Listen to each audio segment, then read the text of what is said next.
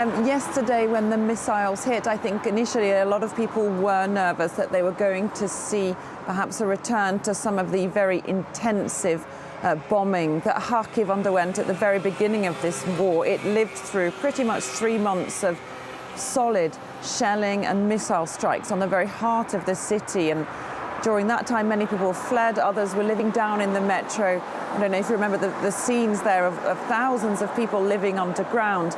Well, the strikes yesterday mainly hit power stations and infrastructure, cutting off electricity in this city for a long time, most of which has now been restored. It was restored as nightfall hit on the day of the attacks.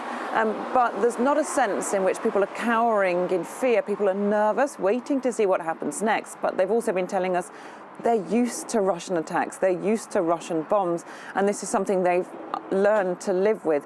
People here had been starting to kind of rebuild their damaged homes in some of the most damaged areas and pick themselves up after really intense Russian attacks at the beginning of the war.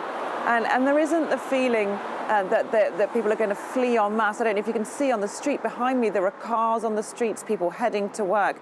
They're telling us, look, they have to get on with life as normal. They're not surprised by the attacks, they're bracing for more, but many are saying that they won't be bowed by this.